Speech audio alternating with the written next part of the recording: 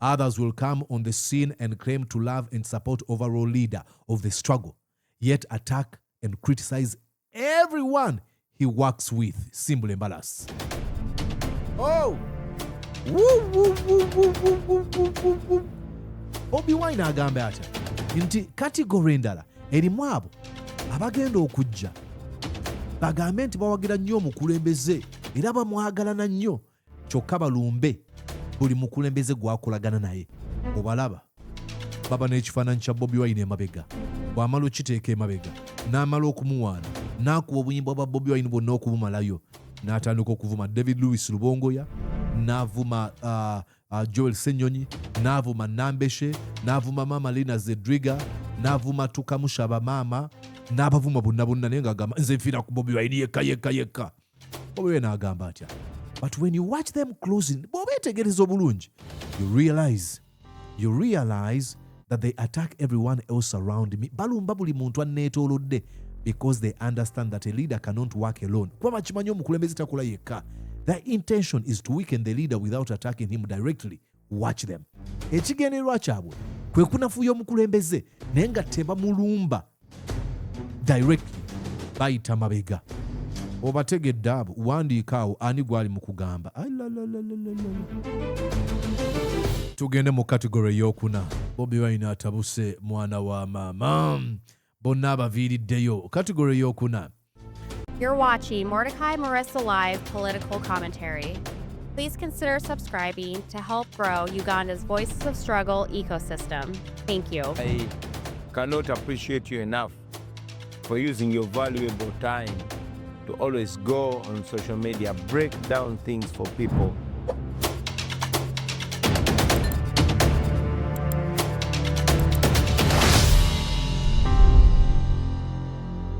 Well, abadde bagamba nti nze kankube David Louis Rubongoya ne Joel Ssenyonyi sijja kuba Bobi Wine. Bobi Wine abaanukudde.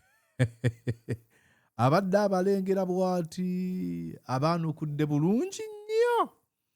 Let's go on tulabe waneeno kyapostinze ku Facebook ye. Post eno agitaddeyo. Simanyi onalabira eno video, simanyi oyina gipostingira. Naye onaagirabira. Nze mbadde njirabye nga wayiseewo eddakiika 46 nga bw'olaba waneeno 46 minutes. Oyinza ogiraba nga ayiseewo olunaku oba simanyi kuba nyina video already ezitegekeddwa ezigenda okuplayinga.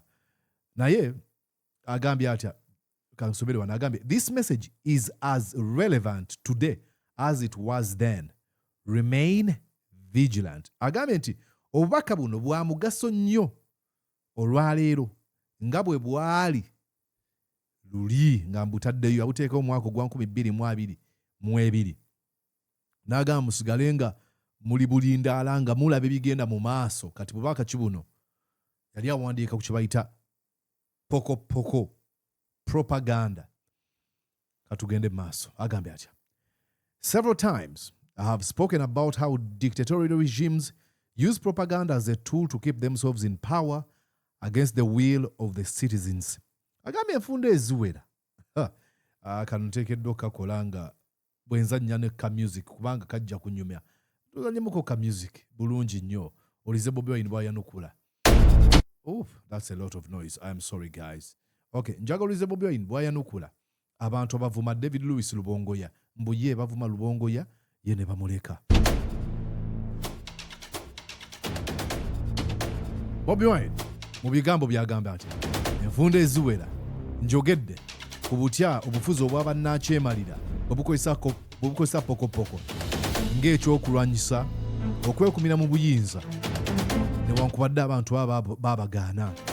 Bigambo bya Bobi Wine n'agamba, I also explained how such regimes spend billions of money on propaganda, the same money which would improve services for the people. Nti era nannyonnyola obufuzi bw'abannakyemalira buno bumalira butya obuwumbi n'obuwumbi bw'ensimbi ku pokopoko. Ensimbi ze zimu ezandikozeseddwa okukyusa oba okuyamba okutuusa obuweereza ku bantu. Agamba bw'ati. In Uganda, there are many paid propagandists who come in all shapes and sizes. Nti mu Uganda mulimu ababunyisa ku pokopoko wa Museveni abajja mu bika ne mu buzito obw'enjawulo. Their approaches are different. Enkola yaabwe ya njawulo, but their objective is the same. Naye ekigendererwa kyabwe kye kimu, perpetration of the Museveni regime of blood. Okukuumira obwannakyemalira bwa Museveni obwakanywa musaayi mu buyinza. Tugende mu maaso. Agambye atya. Najja akatuula bamuyise Mordecai Muliisa. Ndowooza tusimbudde. Okyali nange oba oyinza okulowooza siriiwo. Tuli ffenna. Okay, tuddeyo wano. Najja kugamba.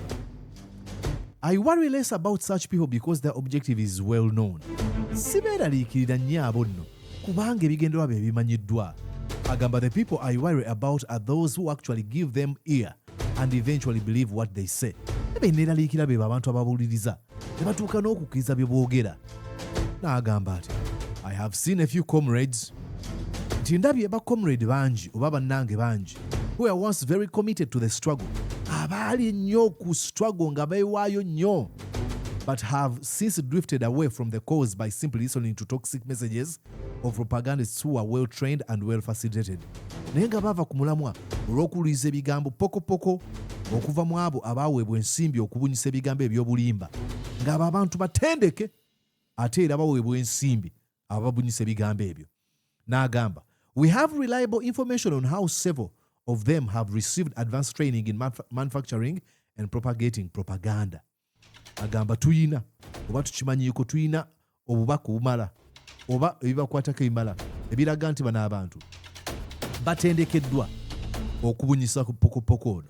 N'agamba I will describe some of their approaches that I have observed for some time. Ngenda kwogera ezimu ku nkola ze bayitamu zennengedde oba zengoberedde ebbanga eriwera. Foot soldier bakutenda kuvuma Bobi Wine akwanukula. Nambemu. Some propagandists will begin as if they support the struggle. Abamu batandika nga bawagira enkyukakyuka. These usually begin with so much passion. Bano batandika n'okwagala kw'amaanyi nnyo. But they normally have time frame. Ne balina ebbanga eggere. For example, for the first 6 months someone may come out every day criticizing Museveni and his corrupt regime online, on radio stations or on TVs. Ekyokulabirako, omu ku bayinza okujja n'avumirira Museveni okumala emyaka 6 ng'ayita ku maradio ku zi TV n'emikutu gye munayiza wala. But such a person is on a clear mission. Naye ali ku kigendererwa kigenderere. His criticism for 6 months is meant to help him gain attention and huge following. Ekigendererwa kye kwe kubeera nga afuna abantu okumufaako n'okufuna abamugoberera abangi. Agamba, after the 6 months when he has your ears and attention, emyezi 6 bwe giwera ng'alina amatu gammwe nga mumuwa n'obudde, you see the person turn the guns on the struggle which they purported to support. Omuntu oyo akyuse emmundu n'agitunuuliza olutabaalo n'abo abantu bulijjo baagamba nti bawagira. Alo.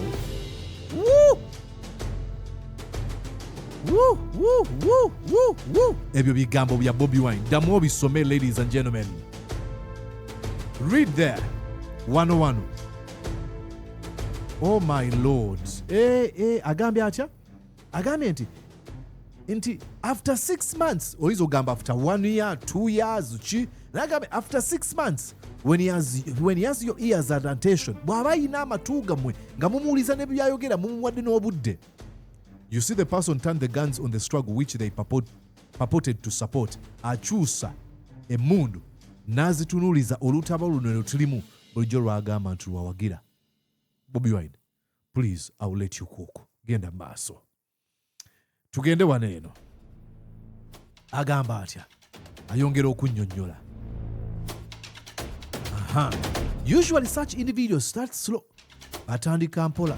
They never wake up at once. Tebazuuka lumu ne bagamba babivuddemu bino nedda okulumba attack the struggle. No, they take you step by step. Bakutwala kigere ku kigere. They may begin making complaints which may appear genuine about how things are moving within the struggle. Batandika okukukkuluma ku bintu ebiyinza okulabika ng'ebituufu mu lutabaalo. Then they pick on the few comrades ne batandika okulumba abamu ku comrade abali mu struggle who they consider weak and start attacking them for no solid reason. Ne batandika okubalumba ku nsonga etali muggumba. true to their character, they come up with well-crafted, believable lies about those comrades. Nga bw'obamanyi mu nkola yaabwe bajja n'ebirimbo ebyangu okukkirizibwa nga kyayogera olaba ng'ekituufu. Kankubuulireko kati olaba oyo Rubongoya. Rubongoya, erinnya Rubongoya liva mu kye bayita Yoweri Ngoya.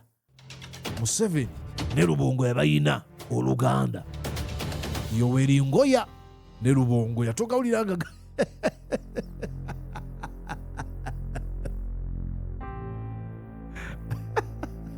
je bali okimanyi Museveni yamuweerera oyo Rubongoya balina ebintu byabwe abamu ku bali babyogera yali kasiba nte Moses yaddawa tuddeyo. Bobi Wine, please cook. Okay, here we go. Agambye they normally take some time before launching an all-out war on the cause. Batwala akadde nga tebannaba kulangira lutalo lwankomeredde ku lutabaalo. Sometimes they look for or create justification for their intended actions. Ebiseera ebimu banoonya ekyekwaso oba ne bakitondawo ku ekyo kye baba bagenda okukola. Someone may attack a comrade within the struggle, and when that comrade responds, balumba omu ku bannammwe ali mu struggle, comrade oyo bw'ayanukula, the propagandist uses that as an opportunity to call everyone else a hooligan. Akozesa omukisa ogwo kati mulaba bwe bannumbye naye nga yabitandise. Bobi Wine ayongerayo agamba nti and that becomes their starting point. Batandikira ku nsonga eyo. Annyonnyola, another person may make some unreasonable demands from the leadership, well knowing that it is not possible for those demands to be granted. Nti omu ku bayinza okusaba obukulembeze bweko kye bukola ng'akimanyi ekyo tekisobola kukolebwa. Twagala Rubongoya ne Ssenyonyi bagende bayimbula abasibe. Come on, bagenda kubayimbula batya? Bobi Wine kyali mu kugamba naye akugamba bw'ati nti ekyo kye basaba kiba bakimanyi nabo tekisoboka ne bo bagamba leka kye tuba tusaba. Once that happens, agamba kase ekituukawo, they use it as an opportunity to launch all manner of accusations against the cause and its leadership. Kasita balemererwa nga batandika okunenya bakozesa ekyo okulumba obukulembeze. Agamba ultimately their intention is to divert the cause, be aware of them. Ekigendera kyabwe kubajja ku mulamwa, kuriisa oba okubajja ku cause, ku kiruubirirwa. Agamba mubeegendereze mubamanye. Tugende amalize n'ensonga agamba bw'ati. Of course, this is not intended to silence those who come up with genuine advice or even constructive criticism, but I'm sure all of us have seen how propagandists described above behave. Agamba kino sikyogera kubanga saagala bantu bagenda kujja nakukkuluma okulimu ensonga oba bagenda otugamba okutubabula ku nkula gye tukolamu. Nenkimanyi mukimanyi bulungi. Mubalabye ba propagandists bwe batyo benjogeddeko waggulu. N'agenda ku category ey'okubiri. The second category is of those propagandists who will appear on the scene and claim to belong to the force of change. Waliwo abajja ne bagamba tufe tuli bamu ku benkyukakyuka ku mugendo guno. Agamba they claim not to support the regime, but if you analyze their presentation, you will see that they spend 80% of their time attacking the leaders within the struggle or the methods adopted in the struggle. Agamba bajja gamba tebawagira bwannakyemalira naye bw'ogoberera bye boogera ojja kwekanga nga ebitundu 80 ku 100 obudde bwabwe babumala balumba abo bali mu struggle. They spend only 20% or less of their time talking about how they do not like Museveni and his corrupt regime. Bamala ebitundu 20 ku 100 byokka nga boogera ku bwe bataagala Museveni n'obwannakyemalira bwe obw'enguzi obujjudde enguzi. Ebitundu 80 ku 100 babimaliza balumba bannankyukakyuka. Agenda maaso n'ayogera wane ndowooza tuli ffenna gamba ow'ekitiibwa omuteeketeeke omugalatiya nze ndi naawe sinnaba kuviira. Agamba these ones claim to know how everything should run but are never willing or even able to come and be part of the implementation of what they say. Bagamba bano bamanyi nnyo ekyokukola. Leka naawe Bobi Wine we mulaba yatulese mu lutabaalo yaddukawo nze singamba kuba ye nomugamba mukwano akomawo munona ku kisaawe ate emiggo naye yateekeddwa okubuulira Bobi Wine kyateekeddwa okukola. Balina ebigambo akole kino nze nandibadde nkola kino Louis Rubongoya nga mukwano jangu tukikole ffenna awaabulira jangu tukikole ffenna toddamu kumulaba ayongerayo mu kunnyonnyola wano eno agamba kasito bagamba jangu naawe okikole ky'oŋŋamba okukola agamba in fact their approach is to attack every strategy you adopt tuli wano eno bw'oba ng'oli mu kusoma nange katugatandika eno line agamba if any UP leadership nti actually let me do this this is what I'm going to do agamba tusome wano eno if NUP leadership does not call for protests they will criticize us every day for not calling for protests singa NUP tegamba twekalakaase bajja kutuvumirira olunaku lwonna kuba kitugamba abantu kwekalakaasa. When you hear them speak, you may think they will be the first people on the street when protests are called. Bw'olira boogera agamba nti oyiza ogamba be bamu ku bagenda okusooka ku street singa tubagamba tugende twekalakaase. Naye akugamba atya tugenda ku eno line ekigendererwa kyabwe. Agamba nti their intention here is to project the leaders of the struggle as weak and ineffective. Ekigendererwa kyabwe kwe kulaga abakulembeze nti bannafu tebalina kye basobola kukola. But as soon as NUP leadership calls for protests, they immediately change the script. Singa NUP egamba bane tutegese okwekalakaasa kwa lunaku lwakutaano awo bakyusizaawo script. Leka naawe batandika kugamba batya. Bobi Wine is sending innocent people to be killed. Bobi Wine kati asindika abaana b'abantu okubatta. Let him send his children first on the street. Leka asindika abaana be baba basooka ku street. They will say. Their intention here is to discourage people from coming out to protest. Kwe kunafuya abantu okulemererwa okwekalakaasa. They are basically always waiting for you to take a step and immediately find reason to attack it. Buli kaseera ekigendererwa kyabwe kulindirira gw'obeeko ky'okola then ekyokola batandike okukivumirira. Agenda maaso wano twandise okusoma paragraph eno. Tuli ffenna ladies and gentlemen agamba nti I saw such things about the recent Kayunga elections. I saw such things. Agamba nabiraba ebinene ebintu mu kwekalakaasa mu kalulu k'e Kayunga okwali okw'ekibbi. They first asked why we were all focused on Kayunga as if the rest of the country did not matter. Babuuza lwaki ne mwefa nnyo ku Kayunga? Kyemugamba Uganda si ya mugaso. Agamba on the first day of voting, when the results showed us in the clear win, they said Museveni was giving that one to us. Bwe balaba nga tukulembedde bagamba Museveni akakatuwadde. One of them said, if Museveni did not want NUP to win, they will not have won. Omu yagamba nti Museveni abakuba tayagala ba NUP kuwangula. Singa tebawangula.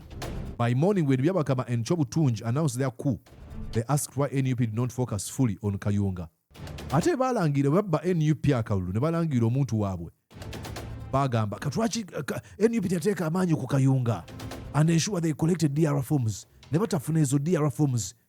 But by 2 p.m. the same day, when we uploaded all DR forms and proved we gathered the vote 100%, they asked why we went to Kayunga in the first place. Naye ku saa munaana bwe twateekayo DR forms eziraga bwe tuwangudde akalulu kano 10 ku kinnaakyo ne tukakuuma ebitundu 10 ku kinnaakyo baabuuza lwaki Kayunga twagendayo okusookera ddala. Well knowing the election would be rigged nga bakimanyi bwe ttagenda bajja kabba. N'agamba you can imagine. That's their nature. They have a negative explanation for every situation. Eyo y'enkola yaabwe. Balina okunnyonnyola okw'okumalamu amaanyi mu buli mbeera. Tugenda mu maaso. Agamba, for such people when their following starts declining because people are beginning to understand that mission, singa babagoberera batandika okukendera kubanga bategedde ekiruubirirwa kyabwe, they change strategy a bit. Bakyusa mu nkola yaabwe enkola entonotono. For some 2 or 3 weeks, they once again attack Museveni at 60% of their time. Batandika okulumba Museveni ebitundu 60 ku 10 eby'obudde bwabwe. Then the comrades who had gone away from them now start thinking they are back into the cause. Kati abaali babasulonga bategedde bano bafere. Batandika okugalinda ko tumusajja gwe tugamba mufere. Ate nga kati akuba Museveni birundi. Nze yali omukyamu. Agamba, but once they have their attention again, they immediately go back to their mission. Now more viciously than before. Naye kasita bakitegeera kati nti obawuliriza baddayo ku mission yaabwe ate ku luno nga bakambwe ebitenkanika. Agenda mu maaso agamba ati abookusatu. Others will come on the scene and claim to love and support overall leader of the struggle, yet attack and criticize everyone he works with. Simple embarrass. Oh! Bobi Wine agamba atya nti kategori endala erimu abo abagenda okujja bagambe nti bawagira nnyo omukulembeze era bamwagalana nnyo kyokka balumbe buli mukulembeze gwakolagana naye. Obalaba baba n'ekifaananyi kya Bobi Wine emabega, bw'amala okiteeka emabega n'amala okumuwaana n'akuba obuyimba bwa Bobi Wine bwonna okubumalayo n'atandika okuvuma David Lewis Rubongoya, n'avuma Joel Ssenyonyi, n'avuma Nambeshe, n'avuma Mama Lina Zedriga, n'avuma Tukamushaba Mama, n'abavuma bonna naye ng'agamba nze nfiira ku Bobi Wine yekka. Bobi Wine n'agamba atya. But when you watch them closely, bw'obeetegereza obulungi, you realize that they attack everyone else around me. Balumba buli muntu anneetoolodde because they understand that a leader cannot work alone. Kuba bakimanyi omukulembeze takola yekka. Their intention is to weaken the leader without attacking him directly. Watch them. Ekigendererwa kyabwe kwe kunafuya omukulembeze naye nga tebamulumba directly, bayita mabega. Obategedde abo, wandiika awo ani gwali mu kugamba. Tugende mu kategori ey'okuna. Bobi Wine atabuse mwana wa maama, bonna abaviiriddeyo. Kategori ey'okuna. The fourth category of those who are clearly for the regime and they don't hide it. Abasembayo beebo abakolera regime era nga tebakikweka. Their antennas are always alert. Antenna zaabwe zibakuba eziri buli kaseera looking for anything negative to say about the struggle. Abo banoonya buli kikyamu ekyokwogera ku struggle ekibi. Serunga mugaati gwa bata ebyo nze abyongeddeko byange, ne serunga mugaati gwa bata bwe mulaba anoonya buli kibi ekiri ku Bobi Wine. When they don't find it, they go to their laboratory and immediately manufacture lies and more lies. Era ensonga kimwogeddeko. Bagenda mu kkolero lyabwe gye bakolera obulimba ne batondawo ekirimba ekipya. Nze munyagwa kati njagala okutegeezaako Bobi Wine. Kankwe ku kirimbo kya munyagwa ombuulire oba lino si ddalu. Bobi Wine Museveni yamuyamba okufuluma. Museveni yamuyamba okufuluma. Aliyo Museveni yamuyamba. Ali mu America, Museveni yamuyamba. Okay, tukitegedde. Ate nti najja nagamba Bobi Wine aliyo mu America ayagala kufuna sebo bazungu bajja bakobe Museveni naye tajja bafuna kubanga bali mu lwa Iran. Ate otugambye kati Bobi Wine ali mu kufuna abantu bakuba omuntu eyamu tebitegerekeka. Teekeddwa okuba ng'oli muna lw'okubikkiriza era tuveeyo tugende mu maaso wakati Bobi Wine akyannyonnyola. Agamba they will claim tuli waneeno. Here ladies and gentlemen, a paragraph gye tuli mu kusoma oba sub paragraph. They will claim that I bought a house in America. Bajja agamba nagula ennyumba mu America. Once they are busted, they immediately claim that Museveni bought me the bulletproof car. Bade sina kusoma eno statement yoyo no munyagwa. Kasita babagamba tewali bujulizi nga baga Museveni yamugulira motoka ya bulletproof. They ask, how could he have brought in the bulletproof car without the regime knowing? Bagamba emotoka yali agenda kujingiza ati taita masasi nga regime temanyi. And when Museveni confiscates the same car, ne Museveni ate bwawambe ye motoka yemu. Bagamba, they immediately turn around and say, I got the car from my foreign funders to destabilize the country. Nga bagamba emotoka yajijja muba muteekamu ensimbi abagwira okutabangula eggwanga abaffe. Museveni yagimugulira oba abagwira be bagimugulira. Tugenze maaso. Agamba another example is the sick lie that NUP refused to join IPOD but accepted money from the same institution. They say lies with their eyes wide open. Bano balimbanga n'amaaso bagagudde. Bano bawedde. Ng'amaliriza agamba atya. The fourth category is easier to deal with because the actions and intentions are very clear. Ababasembayo bangu okumanya kubanga ebigendererwa byabwe n'ebikolwa obirabirawo. There are other approaches but because of time I will only speak about these. Waliwo enkola endala nyingi nnyo naye olwakadde nja kwogera ku zino zokka. People who are genuinely for the cause should learn to discern why someone says or does what they do. It is very important. Abantu ab'enkyukakyuka bateekeddwa okumanya lwaki omuntu ono ayogera kyayogera n'ensonga lwaki akyogera kyankizo nnyo.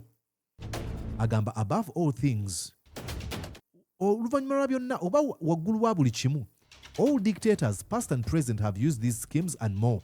Bannakyemalira bonna bakozesezza enkola zino n'okusingawo, but never saves them from the inevitable fall. Tekibataasa kugwa kwabwe okuba kugenda okutuukawo mu ngeri yonna. The struggle for freedom and democracy will end in victory. Olutalo lwaffe olw'eddembe n'enfuga eya demokrasiya lujja kuggweera mu buwanguzi, n'akugamba Kyagulanyi Ssentamu Robert mu bufunze Bobi Wine n'akateeka mu kye tuyita quotation marks. Abaffe nyongereko songerako bawulirize batunuulire akadde kabawe ojja kumanya tokyamuukirira gw'ojjabusa omuntu omutunuulira. Nange kennyini nkugamba nkubaamu tooki kuba oyinza okwogera loga muliisa kati nange kennyini nkubaamu tooki ogenda ne muliisa byayogera bitegeeza kikyayogera wano mulaba nkubaamu ebituli so sobeerawo n'ogamba nze gamba ogenda otune ba content creator abalala nedda tandikira ku nze ogambe ne byayogera bitegeeza ojja kukiraba bwe mba nnimba ojja kukiraba. Twala akadde lowooza meditate bw'oba olina obudde meditate paying attention ku byenkola ogambe ne ddala ddala ono abitegeeza oba tabitegeeza. Consistency matters. Then nenge gyayogera ku bintu ebimu butya bwasengejja ensonga ku nsonga we zijja ez'obukulembeze n'ebiro ebigwa mu kkobo eryo gwe ojja kutamira ng'otegere nti ono nno mufere ono mutuufu ono mutiitiizi ono muvumu n'ebiro ebigwa mu kkobo eryo. Nze Mordecai Muriisa nkwagaliza okubeera obulungi mbadde ndowooza kankakumenyeremenyere kansube kakunyumidde weeraba. Did you enjoy what you just watched? I'm sure they did. I'm going to guess that you did. How about you consider subscribing to Mordecai Marissa Live YouTube channel? Thank you.